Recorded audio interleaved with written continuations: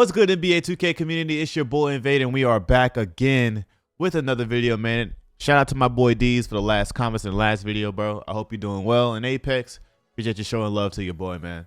2K community is back. The community day is back. So you already know it's about that time where people start to get a chance to play the game, where they start to talk about, oh, this thing is so fluid, or the movement is so much better, or 2K has changed this, or 2K has changed that. And normally, in general, what happens is you have a certain amount of people that will always say the game is good. Those people always feel like they're paid off, or they feel like they are just 2K bots. But there are some people in particular today that I want to really showcase in this video.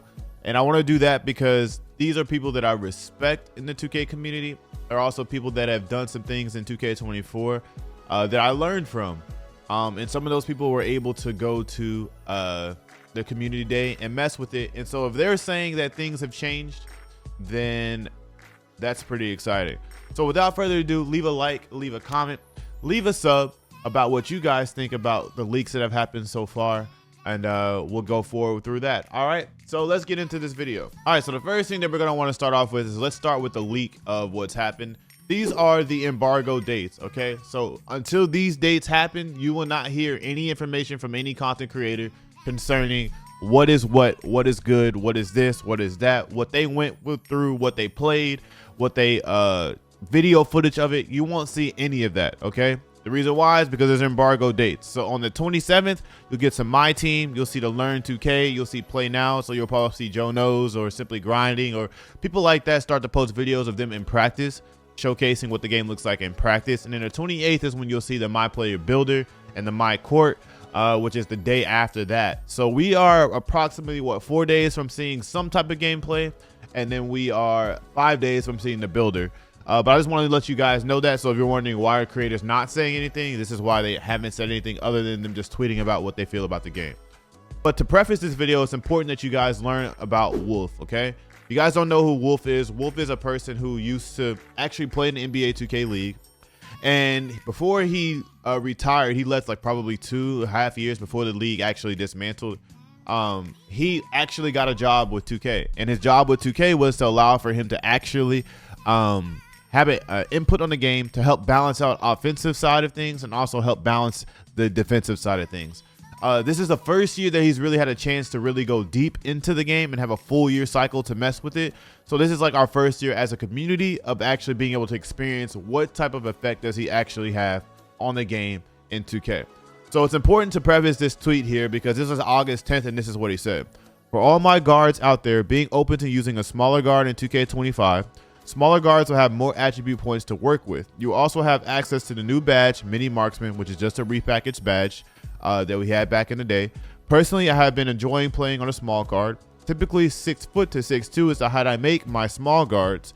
Obviously, height will always make a great benefit, but don't sleep on the smaller, quicker guards in 2K25. Now, in the past, we've always had this conversation of why does it feel like smaller guards are not as fast as big guards, or they don't cover enough space, or why are centers keeping up with smaller guards? It's been a conversation that we've had for probably the past 4 or 5 years as we've started to play or gotten more consistent with playing the game and understanding more what's wrong with it.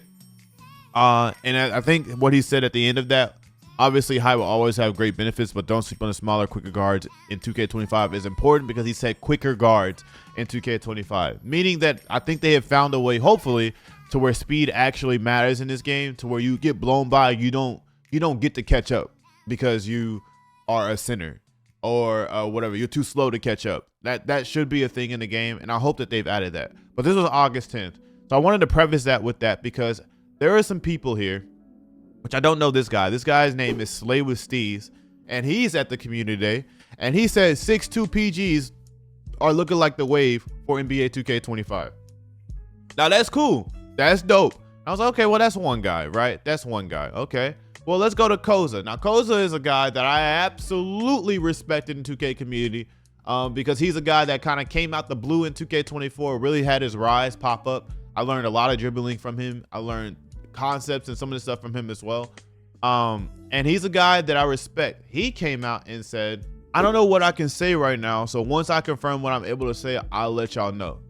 99% of the people here are rattled about speed boosting and dribbling. Y'all gonna think I'm a wizard when in our embargo list.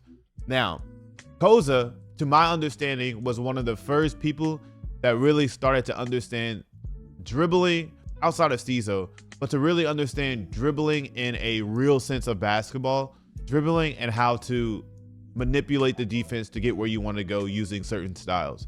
I would say he was way ahead of the game when it came to that. And so I respect Koza, because if he's saying that people are rattled by speed boosting and dribbling and that he gonna be a wizard, then that gives me hope that the game has changed to some degree as far as dribbling and the speed of it, because he's already saying. Now, I should tell you guys that this is a build of the game that people have already came out and said may not actually be the build that people play when retail is released. So things are liable to change, but where we're at right now, Koza saying this gives me a lot of hope. He then said, they're definitely pushing for us to run more diverse lineups in terms of height. Small guards looked really good, going back to what Wolf said. No, he's not making any 5'9", and taller builds looked pretty good too. At the end of the day, animations make or break that final decision, obviously, but with the knowledge we know right now, we should see some diverse lineups and good ball. 6'5" looking like my place though. So, y'all already know in 2K24, that 6'6", 6'7" builds were kind of like the build that was the wave, especially for the two guards, because, and you could play that point guard too, but just because that build was easy to shoot on, they could play defense too. And on top of that, they had decent dribbling moves on top of that too. The Kobe fade was there with them too. It was just a lot of things that allowed for 6'6" guards to do well. It looks like 2K has toned that down just a little bit, because he said pretty good, because he said small guards look really good, and he said bigger guards looked pretty good. Well, he said 6'5" is wave. Again, at the end of the day, height is always going to be height. It's just like Wolf said, you're going to have your advantages having height. But if you can have a small guard and really feel like you're moving, have some speed accompanied by that, and feel like you're really able to actually get some things going, point guard might be what I end up going back to, because it just wasn't fun for me to play in 2K24. I want to talk about this real quick too as we get ready to end this video. Dribbling. This is what Zach Timmerman, also a developer on 2K, said. A key thing for the dribbling build makers to remember. There's a lot of people out here. Acceleration is gone. Agility is in. However, agility is off ball movement only.